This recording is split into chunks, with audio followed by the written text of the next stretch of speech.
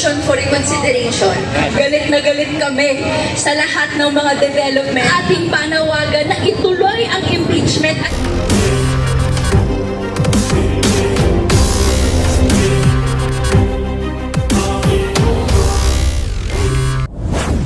Eleksyon sikat! At ngayon naman, sa susunod na bahagi ng ating programa, para ipakita na tuloy-tuloy ang ating paglaban sa mga salinlahi. Narito ngayon ang kabataan. Kaya mula sa Kabataan Party List, tinatawagan natin si Rene Co. Pag-asa ng Bayan!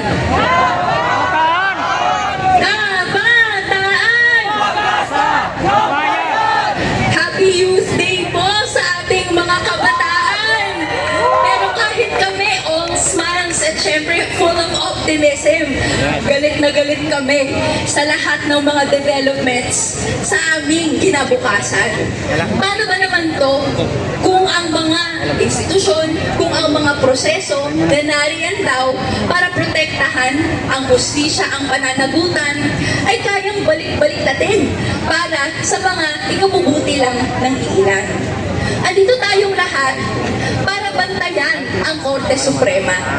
Andito tayong lahat dahil may nakita tayong developments na nasa kanila ngayon ang bola para i-prove nila ang sarili nila na muling kakampi nila ang taong bayan. So tayo, sa Makabayan Bloc, ang Kabataan Party List at Teachers Party List, nag-file tayo ng motion for reconsideration doon sa kanilang desisyon sa Duterte versus House of Representatives, kung saan sabi nila no, null and void ang mga proceedings so far dahil walang jurisdiction ang Senate sa impeachment complaint at dahil dito immediately executory yung pagbabasura ng pag-process ng impeachment complaint. Hindi lang tayo ang nag-file ng motion for reconsideration. Napakaraming grupo. In fact, today, may bagong grupo na nag-file ng reconsideration.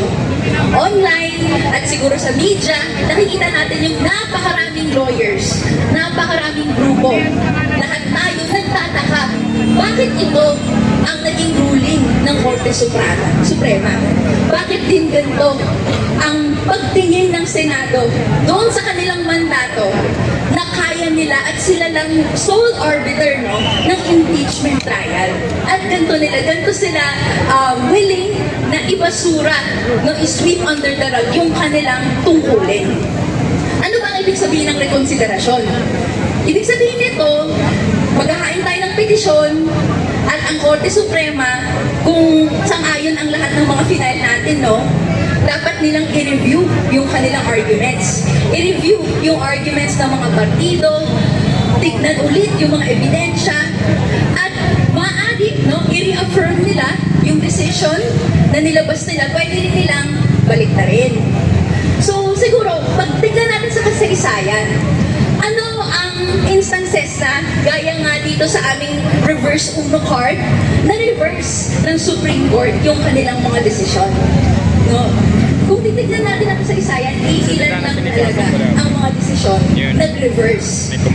Meron pa dito na aspeto na gagawin nila yon because of intense public pressure. Pero more often than not, ang kung ano mang ang na-decide na ng Supreme Court, ganito din yung isa-file nila or ang susunod na magiging desisyon nila sa mga susunod na araw. Kaya dito, ano ngayon yung ginagawa natin? So kung may ganong kasaysayan pala ang Korte Suprema, anong ginagawa natin dito? Hinahamon natin ang Korte Suprema na tumindig sa taong bayan. Kasi ano ba ang kasaysayan ng mga iba't ibang mga kampanyang masa? Hindi sa Korte Suprema, hindi sa Senado, hindi sa mga iba't ibang institusyon. Napaulit-ulit binibigo tayo sa ating paghingi, sa pagklamor, sa pagdemanda ng hustisya at pananagutan. Instead, ang kapangyarihan ng nagkakaisa at nagsasama-samang taong bayan ang naging decisive sa kasaysayan. Muli, balik tanawin natin sa mga kabataan dito, nabasa na siguro sa mga textbook or online, or kaya sa mga young at heart dito, pero 2 dekada nang nasa lansangan, naalala natin, yung impeachment trial ni Estrada, ni Arroyo. Ano ba ang decisive? Ang decisive, no, ay ang mas maraming napapakilos. Kung mas marami tayo sa hanay na ito, mararamdaman ng mga institusyon na kahit anong gawing pagtatago nila, kahit anong gawing pagbabaluktot ng batas, hindi sila makakatakas sa lansangan. Kaya ang hamon sa atin at tinatanggap natin ang hapon ni Sister Mary John na ang susunod na lundo ng laban ay pagpaparami natin dito. Sa pagpaparami natin, marireverse at magparamdaman ng Supreme Court ang pressure na i-reverse ang kanilang desisyon. Mararamdaman ng Senado na hindi nila pwedeng itago ang mga sala ni Sara Duterte. At mararamdaman ni Sara Duterte na ang kanyang prospects for 2028 o kung ano mang suporta na yan ay kailangan munang dumaan sa paghahatol ng taong bayan sa kanyang korupsyon, sa pagtago ng 612.5 confidential funds at iba't ibang pamamaraan na binubusabos at pinapalikit ang mga panawagan ng Estado, ng mga iba't ibang sektor. Kaya po, ngayong International Youth Day, ngayong National Youth Day, ang kabataan dito ay hinahamon na dalhin ang kanilang mga classroom, dalhin ang kanilang mga organisasyon, ang kanilang mga pamilya, lahat ng kilala natin para dito magkaisa sa susunod na lundo ng laban. At tuloy-tuloy tayo hanggang makamit ang tunay na katarungan. Hanggang ang public pressure ay mag-reach ng isang point na hindi nila makikita na acceptable sa taong bayan yung patuloy na pag-ignore ng mga panawagan ng tao. Kaya kailangan malakas tayo. Kailangan ang pagsigaw natin ng conviction, pagpapatuloy ng trial ay umabot doon sa mga chambers ng Supreme Court.